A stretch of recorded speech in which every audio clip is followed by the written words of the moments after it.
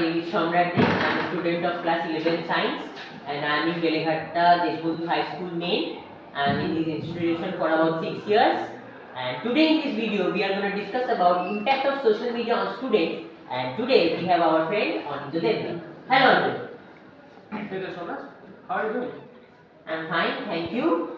So please give your introduction to all our viewers. Alright, so I would like to first introduce myself as Anindya Devna. You already know me. I study in class 11, science section. So, Sonas is interviewing me on some topic. I think it's primarily social media or something like that, but yeah. That's all I have to say. Thank you. So, Anindya, you know that in today's world, social media has become a huge topic. What is your opinion about it? Well, I mean, social media is a tool that is propelling us to the 21st century. I mean, many people are using it.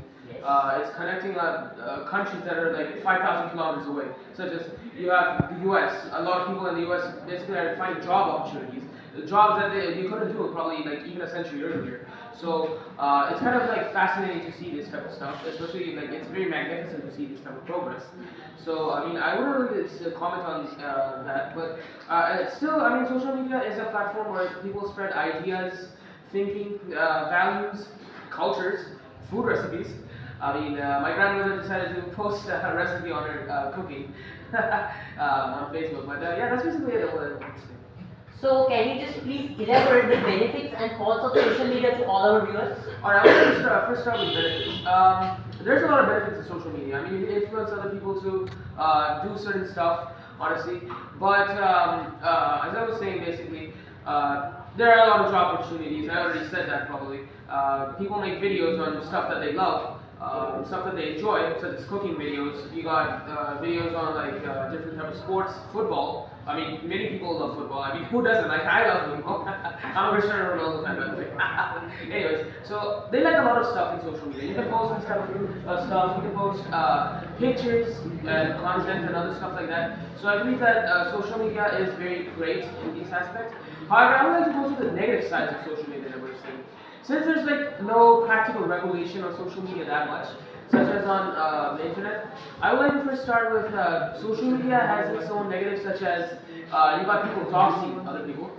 Now, what doxing generally means is that a person leaks someone else's information, private information. Most of the time, it's address, which is extremely illegal activity, as governments have already banned this.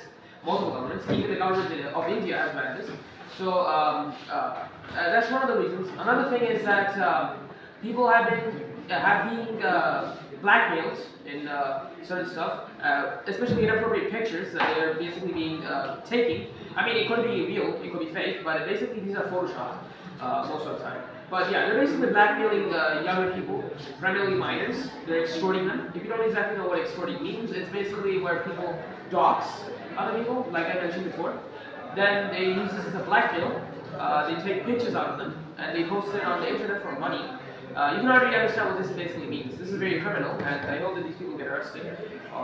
But yeah, basically that's what I want to do, and I hope that social media in the future becomes a safe place for everyone. And yeah, that's basically what I want. That was a very good elaboration. Thank you. So, you know that in this video we are talking about the impact of social media on students. So, what's your advice to our young generation or Gen Z, what we say, about using social media? Can you please? Yeah, I can elaborate on that. As a member of Gen Z myself, I was born in 2008, by the way. So basically, I believe that a way to, mitigate the negative effects of social media on Gen Z is that they should first. I kind of forgot. So as I was saying, basically, my recommendation to Gen Z is that primarily the parents, because the parents control Gen Z. So my recommendation for the parents is that they should install screen limits. As you know that Instagram has a feature to install screen limits on people's devices. These screen limits basically limit the use of Instagram, such as they have screen limits that are timers, basically, a specific timer that is designed to completely block Instagram. For, let's just say if a kid, I suppose, like me, my mom decides to install the screen limit, let's just say I'll basically be able to scroll for 15 minutes. After that, the Instagram app will be automatically blocked, so I can't access that. So that's one thing.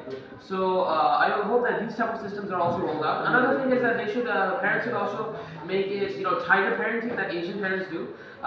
They should enforce it even more. So what they should do is that basically they should make chores or a list of chores that the kids should do in order, and when they complete these chores, they get like probably a specific time, such as 5 minutes of mobile, 10 minutes of mobile, because they complete these chores. So just, if I wanted to do math homework, let's say, I would get 10 minutes of being able to use the phone, and after that my phone is gonna get taken away. But I think that it should be limited after 16 years of age, because then it just becomes too much an annoyance.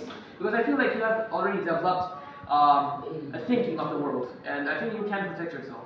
But yeah, that's honestly my advice for the parents. And my advice to the government is to enforce the IT rules policy, which was instated in 2021 by the Legislative Assembly.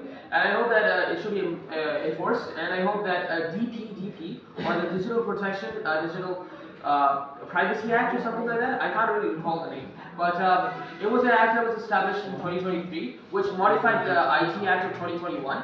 Apparently, I hope it's more enforced and it actually works as a type of child safety and privacy act, because we're seeing a lot of disturbing cases recently coming out of the internet, and I hope that it's similar to the DSA and the COPPA or COPA act. And yeah, that's basically my advice to the government and the advice to the parents. And for advice to the Gen Z, stay awesome, stay cool, but you should always mitigate the internet, because come on, your life isn't the internet, your life is still outside the internet. Keep that in mind. That was absolutely amazing advice. Thank you. So you all can see that everything has its own limit and its own good and bad sides. But it depends on us what we choose. With this, we are going to end this video. Thank you, Anindo. Thank you to all for watching. And with this, we are going to end this video. Stay watching. Bye.